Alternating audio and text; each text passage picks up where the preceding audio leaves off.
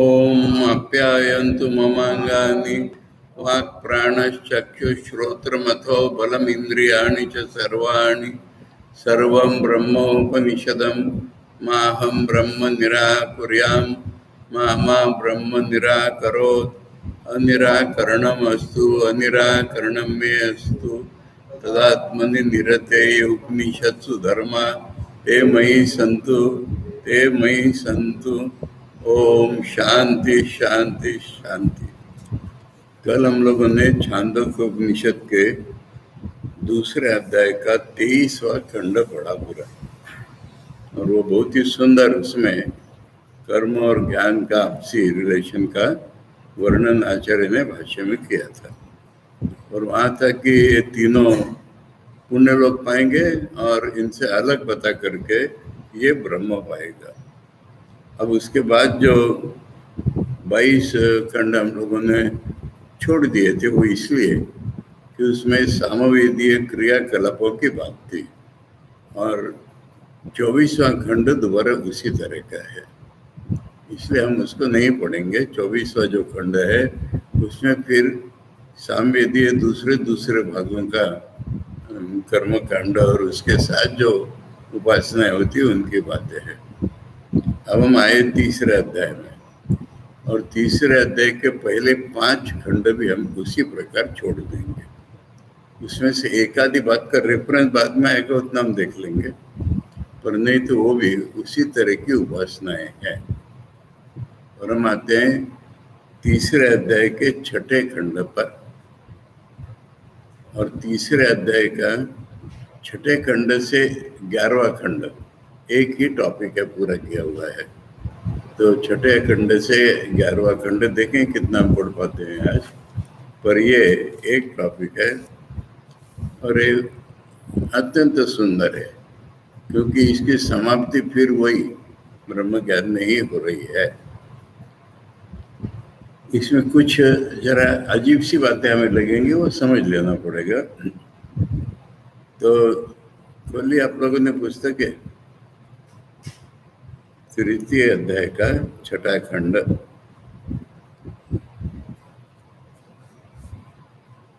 तद यत् प्रथमम अमृतम तद वसव उपजीवन्ति अग्निना मुखेन न वै देवा अश्नन्ति न पिबन्ति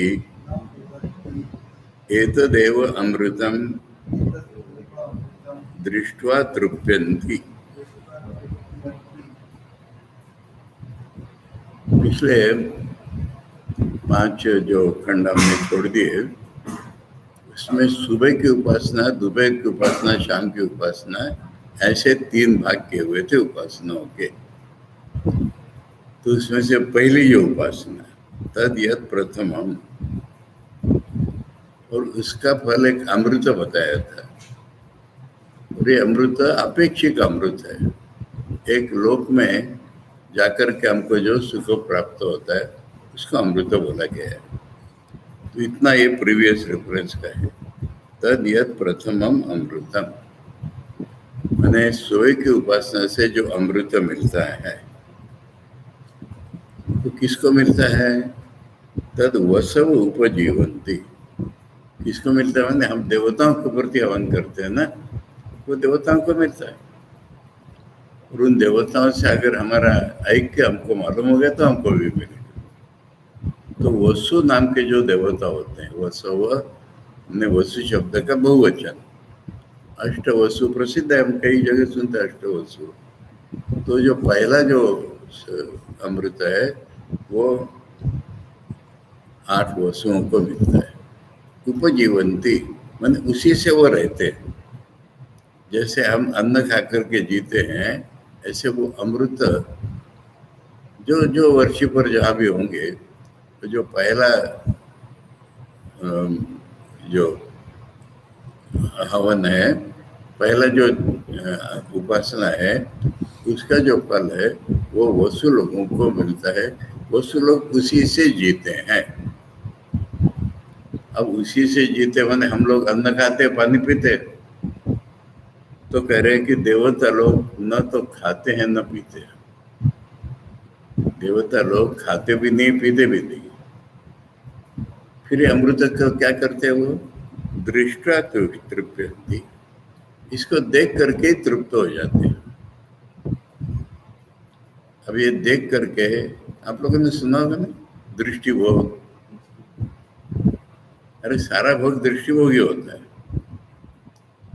पर दृष्टि माने खाली देखते नहीं होते। देखना शब्द हमने सब जगह देखा है ना, प्रत्यक्ष अनुभव को देखना ही कहते हैं। तो इसलिए देखते माने 5 इंद्रियों से अनुभव करते उसको, उसी को देखते हैं और उसी को छूते हैं, उसी को सुनते हैं, उसी को चखते हैं, खाते नहीं, चखते हैं, उसी को सूंघते हैं। अब हमने कुछ अलग अलग कथाएं सुनी है ना, कथा माने अनुभव। भूत लोगों के बारे में सुना है कि वो हड्डी सूंघ करके ही जीते हैं।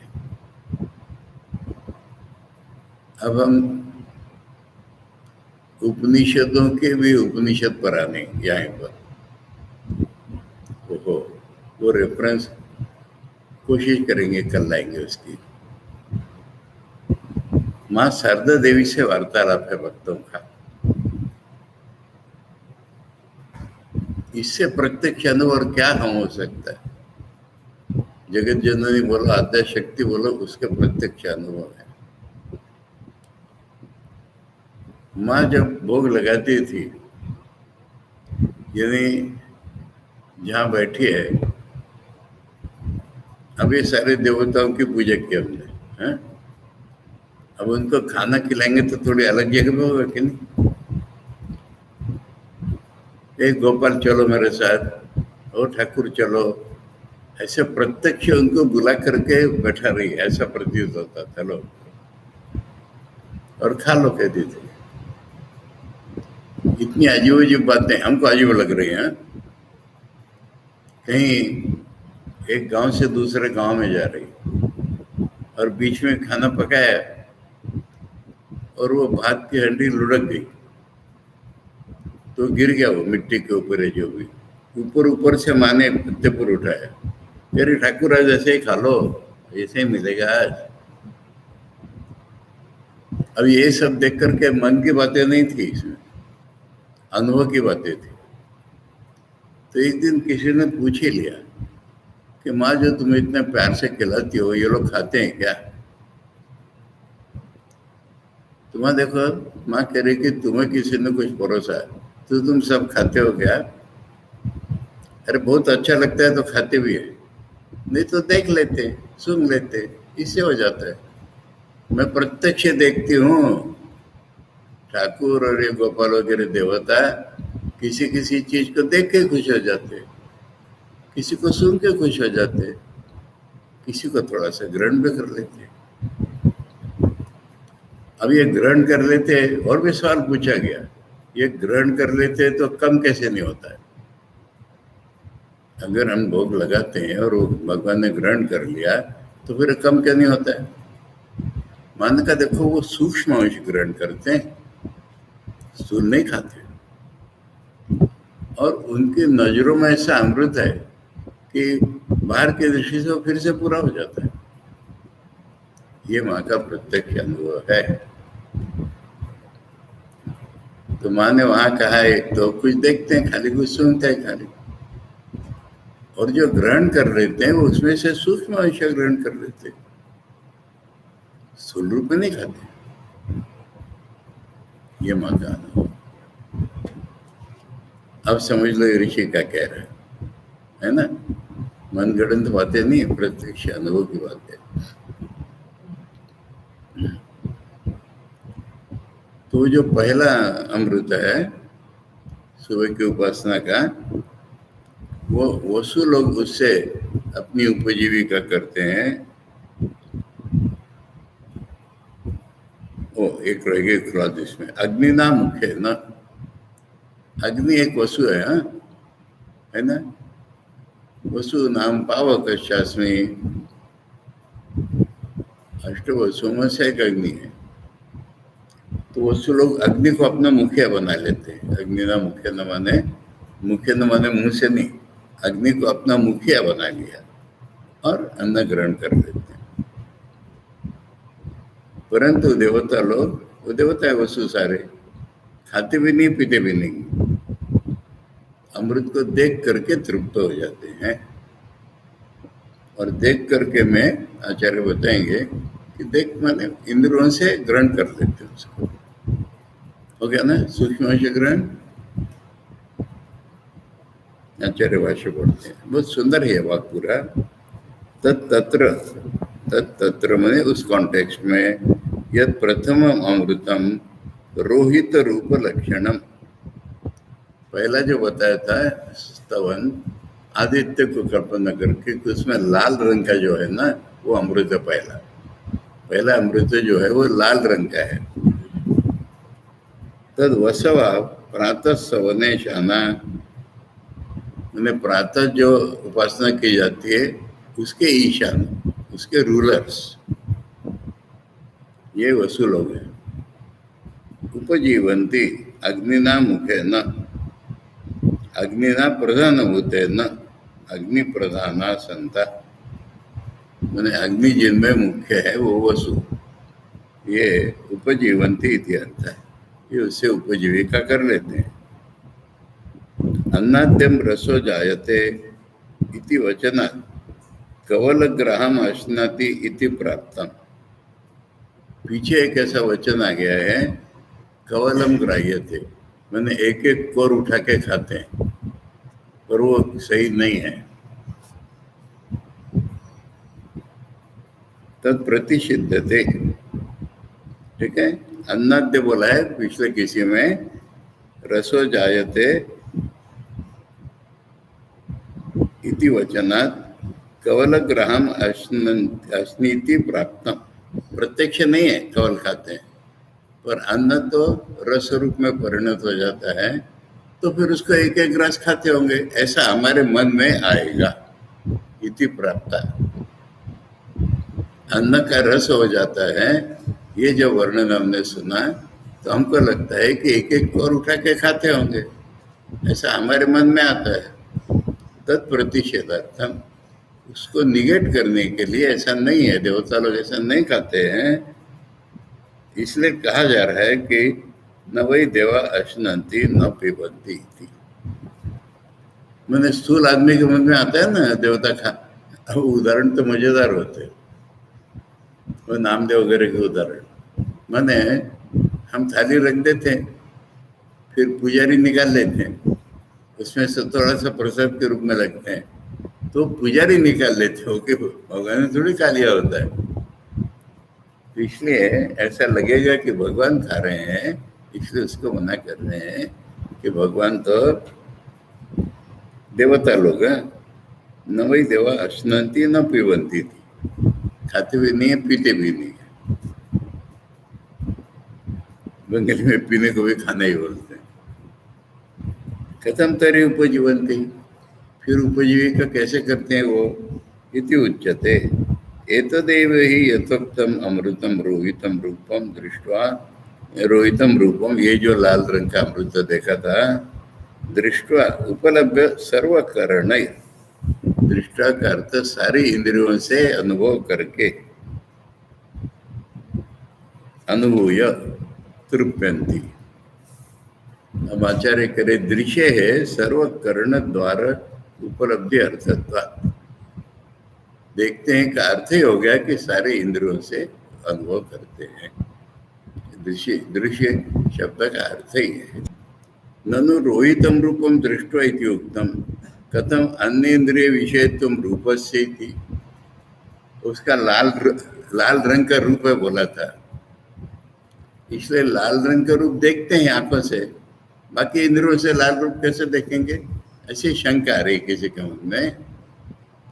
इसमें कहा है कि देखने से तृप्त हो जाते हैं। आचार्य ने कहा कि देखते हैं माने सारे इंद्रियों से अनुभव करते हैं, तो सवाल आता है लाल रूप है उसका बोला था, तो लाल रूप को तो देखना ही ठीक होता है, बाकी इंद्रिया क्या करेंगे रूप को। न यश आदि नाम श्रोत्र दिगम्यत्वात्, मैंने दूसरे जो फल होता है ना, यश होता है उसका, यश ग्रहण करते हैं, तो यश माने कीर्ति, कीर्ति तो कान से सुनते हैं, इसलिए दृष्टि शब्द को जनरल अर्थ में लो। दृष्टि माने खाली देखना नहीं, तो लाल रंग का देख लिया, यश सुन लिया, तो इसलिए अलग अलग है।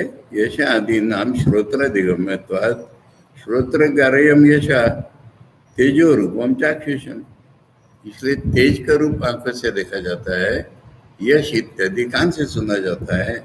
इंद्रियम विषय ग्रहण कार्यान्वयम करण सामर्थ्यम,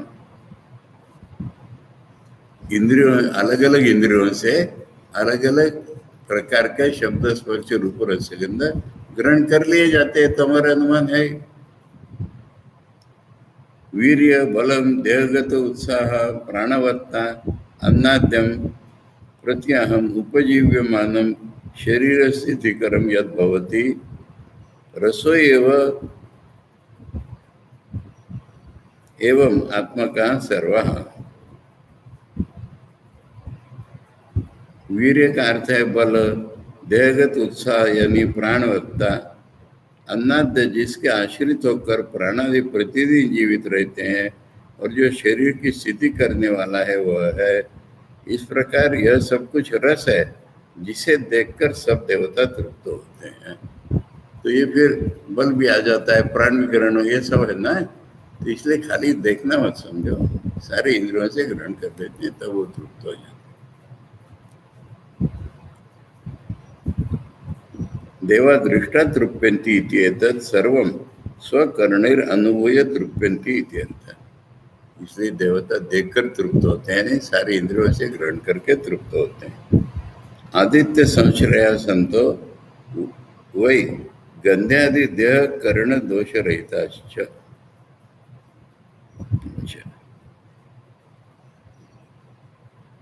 ये देवता सारे आदित्य के आश्रित हैं, इसलिए सूंघते माने कोई गंदी चीज नहीं सूंघते, अच्छा अच्छा ही देख लेते।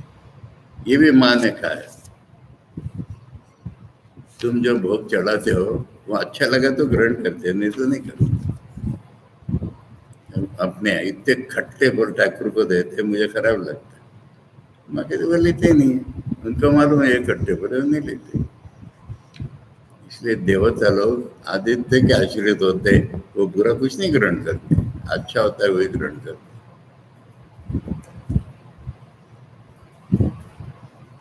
अब कड़ा होता है नहीं खाएंगे वो।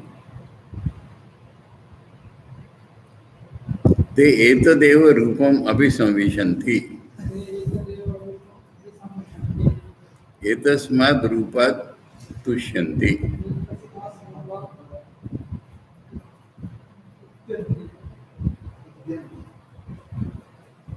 माने जब तक अरे ये भोग के डिटेल्स हैं छांदोग्योपनिषद में,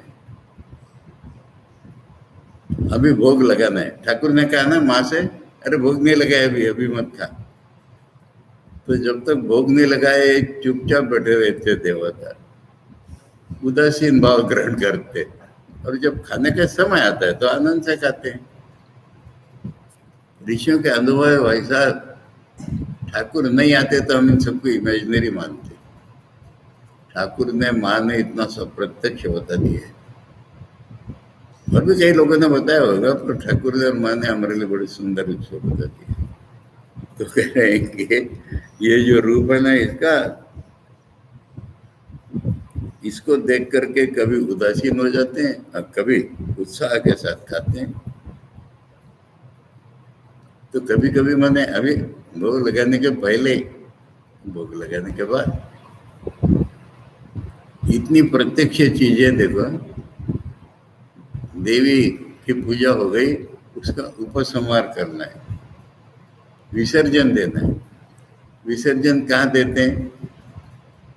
उन्हें पुजारी से पूछा बेलूर मठ में, और उसने अपना ज्ञान बताया।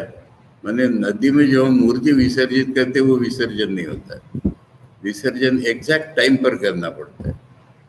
इसलिए वो जल रख करके उसके सामने उसमें एक आईना डालते हैं, वो आईना डालती उसमें प्रतिबिंब गिर गया तो विसर्जन हो गया। ये ज्ञान वो बताता है। विसर्जन कहाँ होता है? महापुरुष जी पूछ रहे हो, कहते दर्पण में होता है। नहीं नहीं नहीं, विसर्जन अपने हृदय में होता है। वो भी एक बाहर की क्रिया हो गई। पूजा जो है हमारे, हम हृदय से ही ठाकुर को निकालते हैं ना। हृदय में ही ठाकुर है। उनसे कहते हैं जरा बाहर आ जाए, मैं पूजा करूंगी। पूजा करने के बाद उनको दोबारा हृदय में ले जाते हैं, वो विसर्जन। फिर महापुरुष जी ने कहा तूने मंत्र भी पढ़ा और मूर्ति का भाव ही बदल गया। पुजारी को नहीं मालूम है, महापुरुष जी को मालूम हो गया। उसने मंत्र पढ़ा विसर्जन का तो मूर्ति का भाव बदल गया, चल गई देवी उसमें से। ये सब प्रत्यक्ष बात है। किम ते निरुपमा निरुद्धमा अमृतम उपजीवंती न कथम तरही। निरुद्धमा मैंने कुछ बिना किए ही अमृत खा लेते हैं क्या? बोले नहीं नहीं, ऐसा नहीं। एतदेव रूपम अभिलक्ष्य अधुना भोगावसरो न अस्माकम इति बुद्ध्वा अभिसंविशन्ति उदासते। अभी हमारे खाने का टाइम नहीं हुआ है सोच करके उदासीन होते।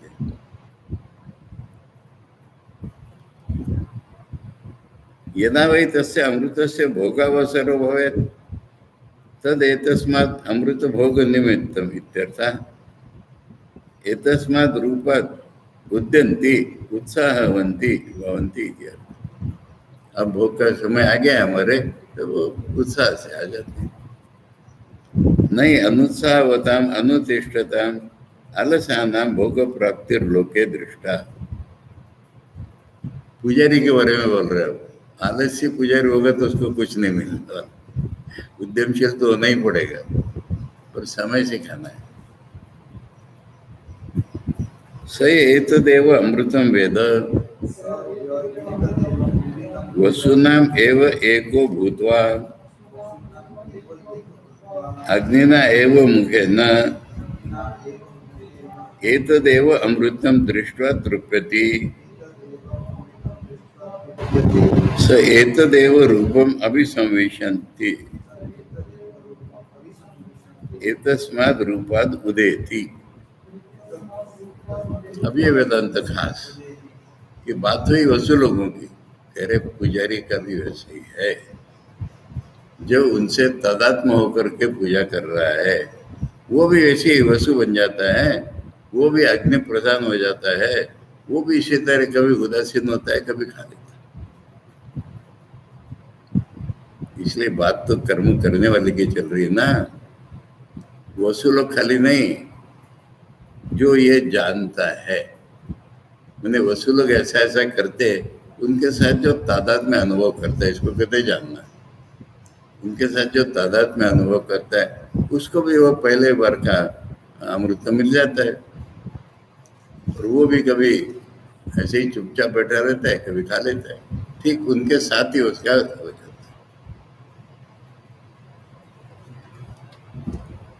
स यह कश्चित, इंपॉर्टेंट शब्द है ना, यह कश्चित।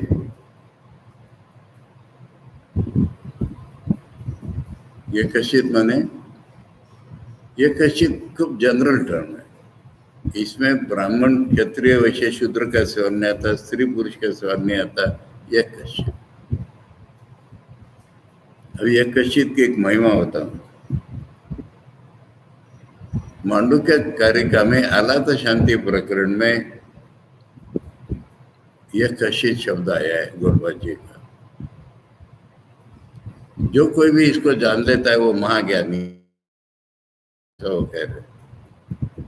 अब संस्कृत में कोई भी वाक्य तो लिंग के बिना होगा नहीं, तो लिंग है स्त्रीलिंग तो आएगा ही। अब यह कश्चित ये पुल्लिंगी शब्द है, परंतु उसका भाव देख करके आचार्य वहां लिख रहे हैं यह कश्चित स्त्रियादयो अपि। मैंने यह कश्चित पुल्लिंगी शब्द है, उससे यह मैं समझता कि खाली पुरुषों के बारे में। उसका जो भाव है भीतर का, जो कोई भी, तो जो कोई भी लड़के भी, जो कोई भी स्त्री भी, ऐसा आचार्य ने भाष्य में कहा।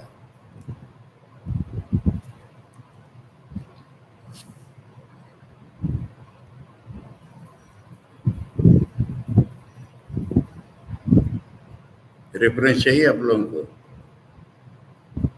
कल ही मुझसे किसी ने पूछा था मेरे किसी आर्टिकल को पढ़ करके, यहाँ बैठे बैठे मैं पुस्तक बुलाई, कारिका 95 आला तो शांति प्रकरण, प्रभुपाद जी ने यह कश्चित बोला है और आचार्य ने भाष्य में स्त्रिया दया भी बोला है। यह कश्चित एतद एवं यथो उदितम रुंग मधुकर ताप रस संरक्षणम ऋग्वेद वेद कर्म पुष्पात् तस्य च आदित्य संश्रयणम रोहित रूपत्वं च अमृतस्य प्राचीदिग्गत रश्मि नाडी संस्थतां वसुदेव भोग्यतां तद्विदश्य वसुभिः सह एकतां गत्वा अग्निना मुखे न उपजीवनं दर्शनमात्रेण तृप्तिं स्वभोगावसरम् उद्यमनं तत्काल अपाये च संवेशनं वेद सोपि वसुवत् सर्वं तथैव अनुभवति। ये प्रथम सवन जो है ना ऋग्वेदी है, तो करे उसमें सब रेफरेंस देख लो। आदित्य का आश्रय है, ऋग्वेद में बताया जो पुण्य कर्म है वो एक फूल के समान है, और उसका जो अमृत है वो सूर्य में, सूर्य की पूर्वगत जो नाड़ी है वहाँ से वो वसुदेव लोगों का भोग्य हो जाता है, उसको जानने वाला भी तत्व होकर के अग्नि को प्रदान करके वो भी दर्शन मात्र से तृप्त हो जाता है। सब होगा उसका भी वही कि भोग का अवसर देख के उद्यम होता है, भोग का अवसर नहीं है तब तक उदासीन रहता है। ये सारा वर्णन जैसे वसुओं का, उसी प्रकार उनसे तादाद में अनुभव करके पूजा करने वाले का भी है। ये दूसरा मंत्र।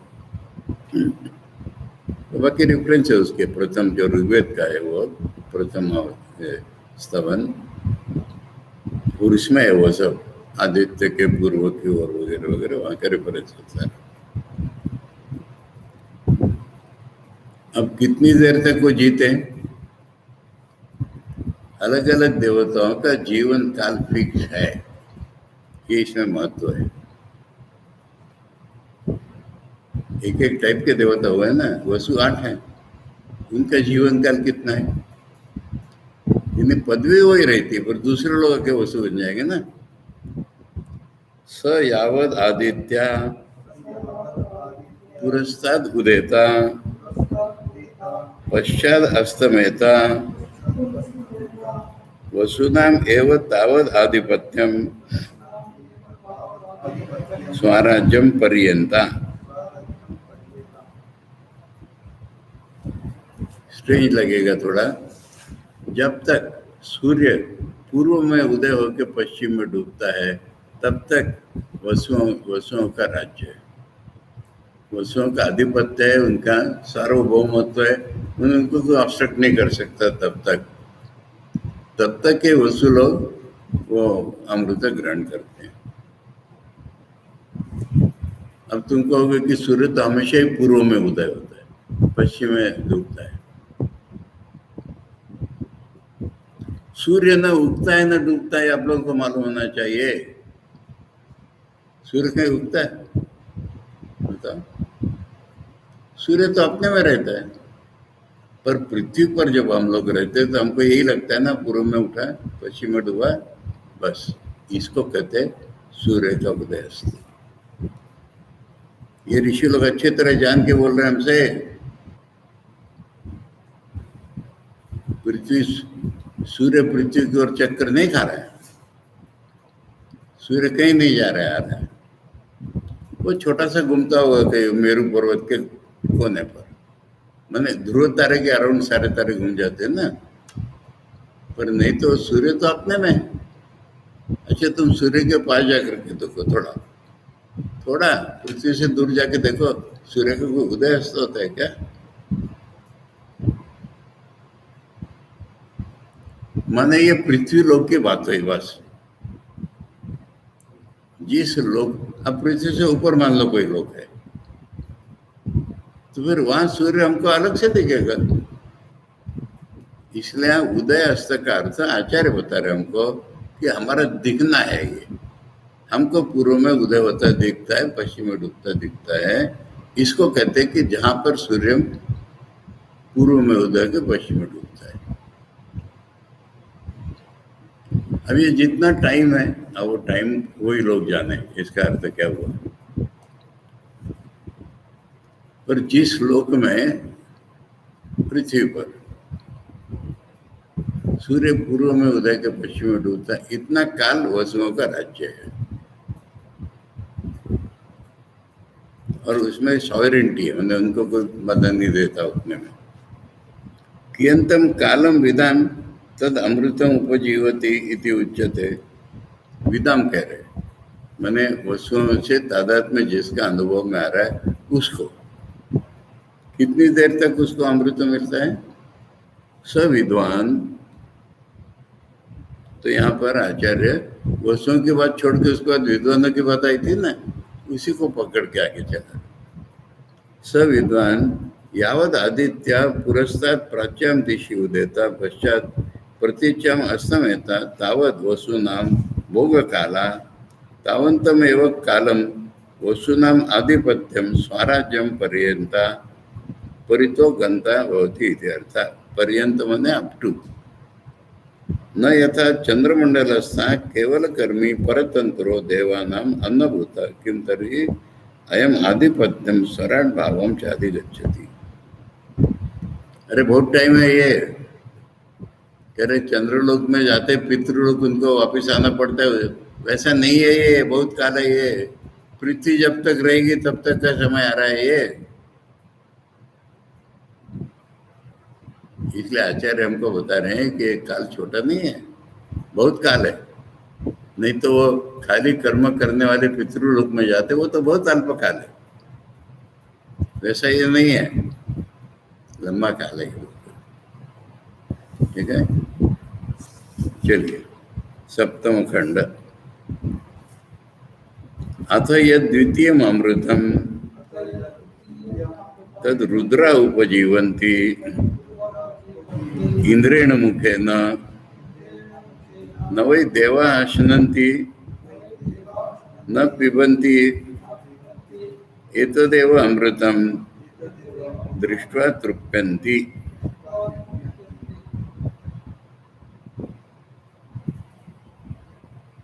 ये दूसरा सवाल कौन से वेद का देख लो, ऋग्वेद यजुर्वेद सामवेद।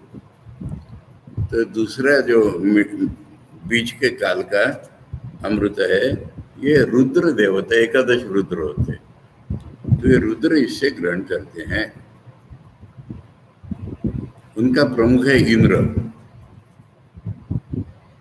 तो इंद्रेण मुखे ना, और फिर वो रिपीट करते कि देवता खाते भी नहीं पीते भी नहीं, देख करके तृप्त होते हैं। ठीक है, बाकी समान हो गया सारा, खाली टाइम का फर्क बताएंगे बाद में। तो एतदेव रूपम अभिसंविशन्ति, एतस्माद् रूपाद् उद्यन्ति।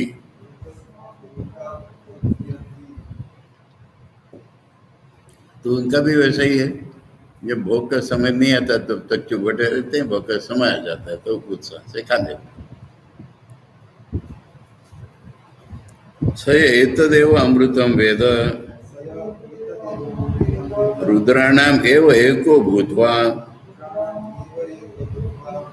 इंद्रेणैव मुखेन एतदेव अमृतम दृष्ट्वा तृप्यति। स एतदेव रूपम अभिसंविशन्ति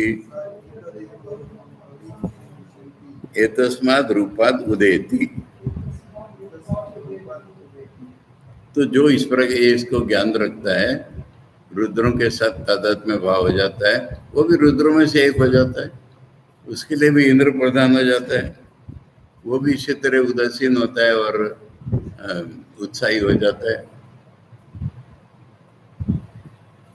आचार्य यहाँ भाष्य में खाली कर है, अथ ये द्वितीय अमृतम तद रुद्र उपजीवंती इत्यादि समान, बाकी सब समान है, खाली देवता रुद्र है वो। स यावद आदित्य पुरस्ताद उदेता पश्चात अस्तमेता द्विस्तावत् दक्षिणता उदयता उत्तरतो अस्तमेता रुद्राणाम एव तावत् आधिपत्यम स्वराज्यम पर्यंता। अब टाइम की गिनती जो है ना रिलेटिव चीज है ना, कंपेरेटिव। 1 घंटा माने क्या? अच्छा, घंटा शब्द का अर्थ मालूम है? 1 घंटा माने क्या? नहीं, शब्द आया कि इसका अर्थ मालूम है जी। मराठी में 1 तास कहते हैं, तास। अब बोलो अर्थ क्या है? नहीं मालूम। अरे वो चौकीदार का काम होता है घंटा मारना, एक घंटे के बाद वो 1 घंटा। पहले लोग घड़ी से गिनते थे, घड़ी में हाथ में लगाने के नहीं, एक पात्र होता था छोटा सा, देखा है तुमने पूजा वगैरह में? देखा है? ऐसे कोनिकल 2, उसमें ऊपर रीति भर दी, वो सारी रीति ड्रॉप इसमें चलेगी, उसको उल्टा देंगे, वो एक घड़ी होती थी। नहीं, टाइम तो एक एब्स्ट्रैक्ट कॉन्सेप्ट है ना, उसको हम कुछ मेजर बनाते हैं ना। अब इसका टाइम तो ना इतने साल नहीं बोला है, पृथ्वी जब तक रहती तब तक। अब कह रहे इसका जो काल है ना उससे डबल काल, बस ये बताएंगे। जो वसुओं का भोग का काल है उससे दुगना काल है रुद्रों का। अच्छा, रुद्र एक लोक है ना? वहां पर प्रतीति ऐसी होगी कि सूर्य दक्षिण में उदय होकर उत्तर में डूब रहा है। हम लोग कल्पना नहीं कर पा रहे क्योंकि हम पृथ्वी पर ही बैठे हुए। ये एक अलग स्फीयर है, अलग लोक है। तो वहां ऐसे फीलिंग होगी कि दक्षिण से आ रहा है सूर्य, उत्तर में जा रहा है। सूर्य न कहीं आ रहा है न कहीं जा रहा है। तो उस लोग की ये स्थिति है। और वो कितनी होती है? इसके दुगनी। वो पूर्व से उदय होकर पश्चिम में जितनी स्थिति हमने कल्पना की कि पृथ्वी की लगी, उससे दुगनी स्थिति हुआ है।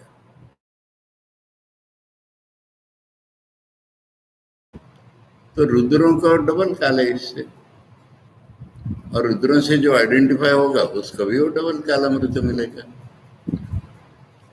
वो भी उसी तरह से उत्साही होगा। और पर्यंता माने तब तक उसकी भी सॉवरेंटी होगी, वहां पर कोई बाधा नहीं देगा। ये उसका सवाल है। स यावद आदित्य पुरस्तात् द्विस्तावत् द्विगुणम कालम दक्षिणता उदयतो उत्तरता अस्तमेता रुद्राणाम तावत भोग काला। आचार्य खुद इसको समझाने वाले हैं। अभी मैंने बता दिया आचार्य भाष्य देख करके, ये स्फीयर्स हैं अलग अलग। मैंने एक उदाहरण भी बताया था विदुपर में। पृथ्वी में, अच्छा देखो, उत्तर ध्रुव पर मान लो हम चले गए, वहां कोई पूर्व दिखेगी क्या?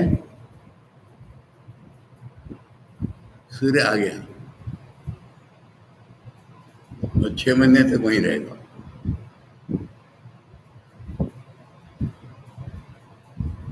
तो दिन बड़े छोटे होते हैं ना पृथ्वी पर। मैं उदाहरण के लिए बता रहा हूँ, समझने के लिए। लोगों में तो होंगे। इसमें एक आएगा बाद में कि ऊपर उदय होता है, नीचे डूबता है। मैंने एक जगह बताई, ऋषिकेश के, नहीं मैं इसलिए रुक गया कि नीलकंठ 2 जगह बताते, इसलिए वो हिमालय के ऊपरी नीलकंठ नहीं है। ये ऋषिकेश बाहर जाकर के गंगा क्रॉस करके उस पहाड़ी पर नीलकंठ का मंदिर है। और वहां पर दिन भर में 2 घंटे या 2.5 घंटे मुश्किल से सूर्य है। चारों तरफ पहाड़ियों से घिरा हुआ है। अपने कुछ आइडिया आ जाती है। मतलब सूर्योदय का जो ऑफिशियल टाइम है, हमें सूर्य नहीं दिखेगा। सूर्यास्त हमारा बड़ा जल्दी हो जाता है, पहाड़ों के नीचे चला गया। एक्चुअली सूर्यास्त नहीं हुआ है। तो वहां चारों ओर से पहाड़ है, सूर्य सिर पे ही आके दिखेगा 2 घंटे और डूब जाएगा। तो इसलिए वहां के पुजारी ने मुझसे क्या कहा था मालूम है? अरे शिव जी को कैलाश ने भाया, इतनी ठंडी जगह है ये, याद आ रहा है मुझे।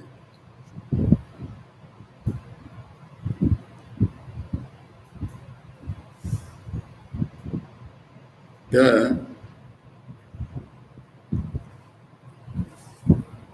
अथ यत् अष्टम खंड, अथ यत् तृतीयम अमृतम तद आदित्य उपजीवन्ति वरुणेन मुखेन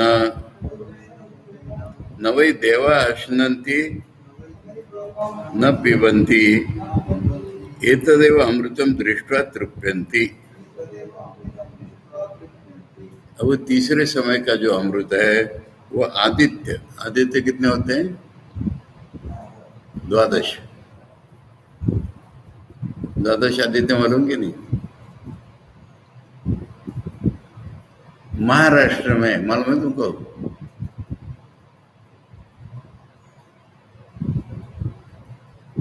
बचपन में बड़े होने तक कंपलसरी था सुबह उठ के शौच वगैरह होके नहाना और 12 सूर्य नमस्कार लगाना और 12 नाम लेकर के सूर्य नमस्कार लगाना।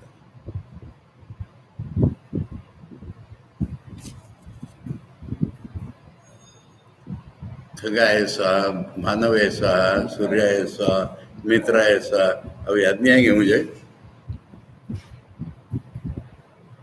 तो 12 आदित्य होते हैं।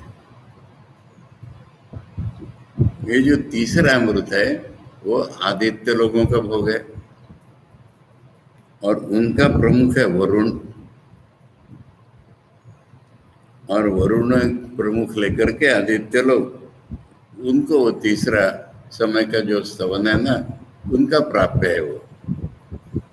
और वो न खाते हैं न पीते हैं, देख करके तृप्त हो जाते हैं। देखने का अर्थ सारी इंद्रियों से ग्रहण करना सूक्ष्म रूप में। ते एतदेव रूपम भी संविशन्ति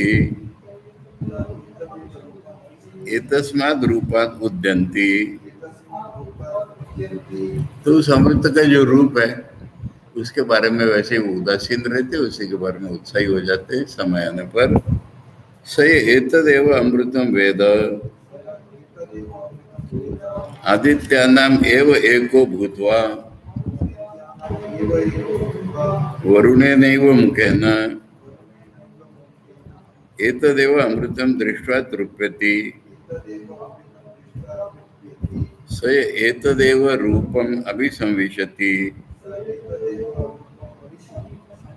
एतस्माद् रूपाद् उदेति।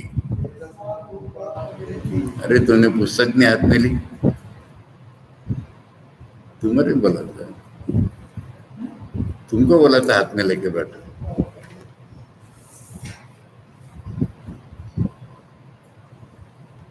देखो, जिनके हाथ में, मेरे श्रोताओं से बोल रहा हूँ, जिनके हाथ में हमारे गंभीरन जी की अंग्रेजी भाषांतर है, उनके लिए बोल रहा हूँ कि 8वां 9वां और 10वां में misprint, typographical error, computer error, कुछ भी बोलो, इसलिए मैंने उनके हाथ में दिया है। वो पेज मार्क है ना मेरे? हाँ, देख लेना, मेरे मार्क भी है वहां लगे हुए, भूल जहां पर है। अद्वैत आश्रम के जो हेड है शुद्धिदानंद जी, उनसे मेरी सुबह बात हो गई, उन्होंने देख लिया, उनका हाँ भूल तो देख ली मैंने। तो ये लोग भी, जो इसको जानता है वो भी आदित्य हो जाता है, वरुण उसका मुख होता है, वो भी देख करके तृप्त हो जाता है। यही रूप उदासीन होता है, उत्साही हो जाता है। चौथे मंत्र में है गड़बड़। स यावद आदित्यो दक्षिणता उदेत उत्तरे तो अस्तमेता द्विस्तावत पश्चाद उदेता पुरस्ताद अस्तमेता आदित्यानाम एव तावद आधिपत्यम स्वराज्यम पर्यंता। उसके डबल ये टाइम है। अब मैंने उधर से कंपेयर करके बता रही है, साइक्लिक रोटेशन मालूम हो रहा है। मैंने पूर्व में उदय के पश्चिम में डूबता है, उसके बाद बताया था दक्षिण में उदय होकर उत्तर में डूबता है। अब ये पश्चिम में उदय होता है, तो दक्षिण में उदय होके उत्तर में डूबने वाला जो टाइम था उसके डबल इनका टाइम। जब पश्चिम में उदय के सूर्य जिस काल, जिस रेंज में, जिस रीजन में पश्चिम में उदय होकर के पूर्व में डूबता है, उनके लिए ये डबल टाइम लगे। इतना आदित्य लोगों का भोग का टाइम। और तब तक उनके सॉवरेंटी उनको कोई बाधा नहीं देता। यहाँ पर आचार्य समझाएंगे हमको बात क्या है, जो मैंने पहले ही बता दी। तथा पश्चात उत्तरत ऊर्ध्वम उदेता विपर्येण अस्तमेता पूर्वस्मात् पूर्वस्मात् द्विगुण उत्तरोत्तरेण कालेन इति अपौराणम दर्शनम।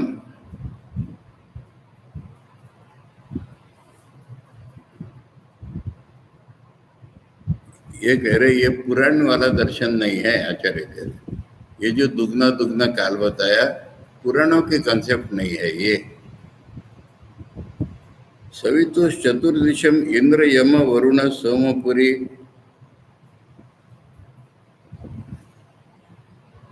पुरीषु उदयास्तमय काल से तुल्यत्वमी पौराणिक रुक्तम। पौराणिक बोलते हैं चारों काल समान है। मानसोत्तर से मूर्धनि मेरो प्रदक्षिण आवृत्ते तुल्यत्वाद इति। पुराणों की कल्पना स्थूल रूप में कल्पना होती है ना, कि सूर्य मेरू पर्वत के चारों तरफ चक्कर लगा रहा है, तो चक्कर लगाने को बहुत ग्रॉस गई कल्पना। चक्कर लगाने का टाइम तो एक ही रहेगा उसका, इसलिए चार भाग में उसका समान होंगे। ये आचार्य इतना सूक्ष्म बता रहे हमको। ये पुराणों की कल्पना हो गई, बेसिंग अपन उनकी स्थूल आइडिया ये भ्रमण करने की। और यहाँ पर ऐसा नहीं है। अत्र उक्ता परिहार आचार्य, शंकराचार्य के पहले कौन आचार्य हो गए?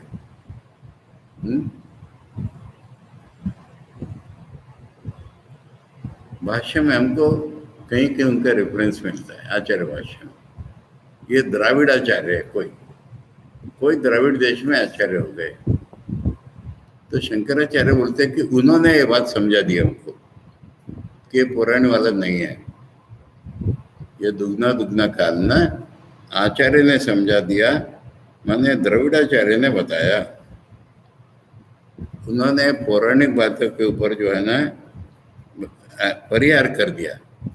अमरावती इत्यादि नाम पुरी नाम द्विगुणोत्तर काले न उद्वासास्या, उनके नाम है। हाँ, वो जो एक रीजन है उसका नाम अमरावती, इंद्र की पुरी को अमरावती कहते हैं। तो वो अलग अलग पुरियां हैं, अलग अलग रीजन है वो, और वहां पर अलग अलग काल है। ये द्रविड़ाचार्य ने हमको समझा दिया। उदयश्च नाम, अब उदय अस्त का नाम बता रहे। उदयश्च नाम सवितु तन निवासी नाम प्राणी नाम चक्षुर गोचरापत्ति तद अत्यश्च अस्तमनम न परमार्थता उदयास्त मनेस्ता। उदय और अस्त का अर्थ भी लगा लो कि उस रीजन में दिखता है उनको ऐसा। मतलब खुद तो सूर्य में उदय अस्त नहीं होता, ये वहां के लोगों का ऐसा दिखता है। जैसे मैंने बताया ना, नीलकंठ में अलग दिखता है, उत्तर ध्रुव पर अलग दिखता है। अभी तो पृथ्वी के ऊपर के लोग हैं, इसलिए उनको अलग अलग दिखता है। तो आचार्य कह रहे उदयास्त एक्चुअली नहीं होता, उनको दिखता है वैसा, और उनका काल भी अलग अलग है। ये कोई मेरु चक्कर वगैरह लगाना नहीं है, तो स्थूल कल्पना होगी। सूर्य कहीं नहीं जा रहा है, पर उन लोगों के रीजन में दिखता अलग अलग प्रकार से है, इसलिए काल उनका अलग है। ये हमको द्रविड़ाचार्य ने समझा दिया, ऐसा आचार्य के।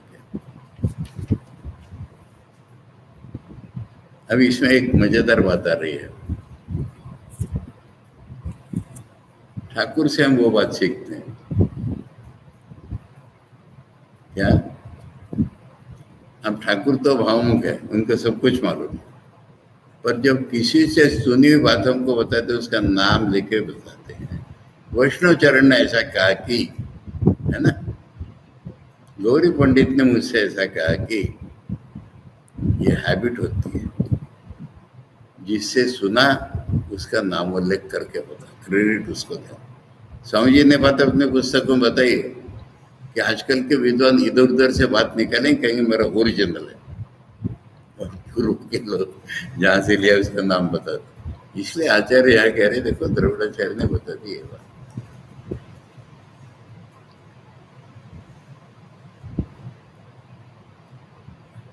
निवासीनांच प्राणिनाम अभावे तान् प्रति तेनैव मार्गेण गच्छन्नपि नैव उदेत नास्तमेत इति चक्षुर्गोचरपत्ते तद अयस्य च अभावात्। आचार्य कह रहे, अब ये कल्पना करो, उस लोक में मान लो कोई लोक नहीं रहता है तो उदयास्त भी नहीं होता।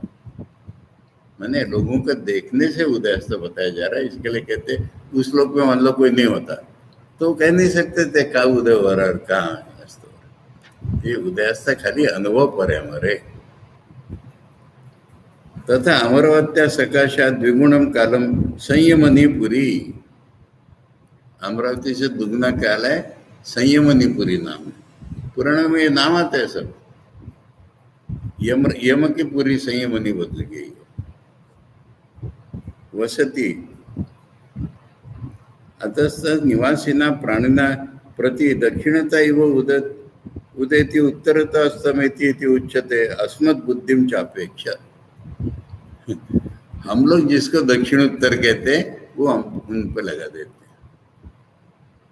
हमें दक्षिण लगती है, वो उनको तो पूर्व पश्चिम, उनको पता नहीं क्या लगती है, पर हमारे रिलेशन में हम कह रहे हैं उनको दक्षिण उत्तर।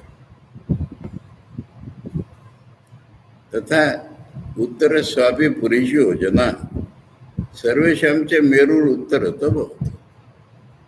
अब आचार्य ने दो नाम लिए और नाम मिल गए, फिर इसी तरह सब पुरियों का मान दो, और मेरु सबसे उत्तर में होता है हमारी कल्पना। यद अमरावत्यां मध्याह्नगता सविता तदा संयमन्याम उद्यन दृश्यते। अमरावती में जब सूर्य झेनित पर होता है तब वो संयमनी में उदय होता है उसका। तत्र मध्याह्नगत वारुण्याम है, नाम आगे कुछ है, तद मध्याह्नगत वारुण्याम उद्यन दृश्यते। वहां पर जब मध्याह्न होता है तो वारुणी नगर में उदय होता है उसका, दिखता है। तथा उत्तरस्याम प्रदक्षिणा वृत्तंस तुल्यत्वात्।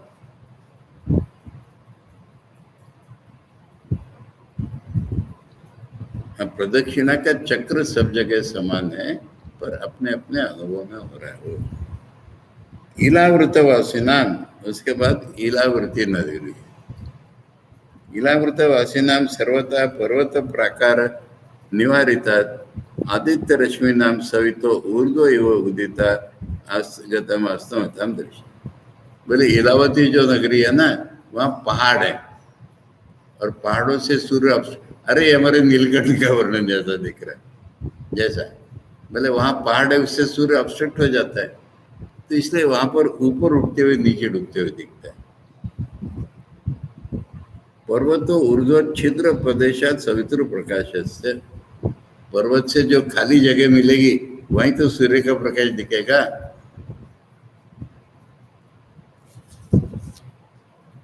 तथा ऋगादि अमृतोपजीविनाम अमृतानाम च द्विगुणोत्तर वीर्यवत्वम अनुमीयते भोग काल द्वैगुण्य लिंगेन उद्यमन संवेशनादि देवानाम रुद्रादीनाम विदुषश्च समानम। तो हर जगह एक चीज कॉमन है, देवताओं को जैसा ऐसे विद्वान को भी वैसा ही, ये कॉमन है।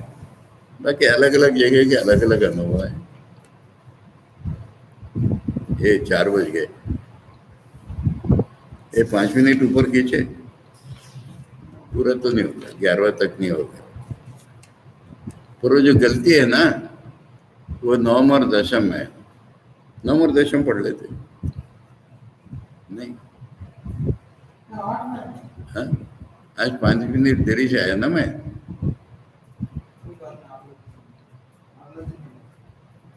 नवम और दशम फर्क नहीं, खाली और डबल और डबल। और खैर गलती बता देता हूँ। हाँ, वहां पर उसी तरह से वो कहाँ उदय होता है, कहाँ अस्त होता है, में सातवें का जो है ना वही आठवें में, नौ में रिपीट हो गया, और 10वें में पहला भाग रिपीट हो गया, दूसरा भाग ठीक है। ठीक है, देख ले। यार जनरल बता देता हूँ कि जिसके पास अंग्रेजी पुस्तक है गंभीरानंद जी की, उसमें ये जैसे मैंने 8वें में बताया, इसी तरह 9 में भी वैसे ही गलती है, और 10वें में आधे भाग में गलती है। मैंने ऊपर होता है नीचे होता है, ठीक बोला है, परंतु पूर्व पश्चिम की जगह दक्षिण उत्तर कर दिया, वो करेक्ट कर लेना।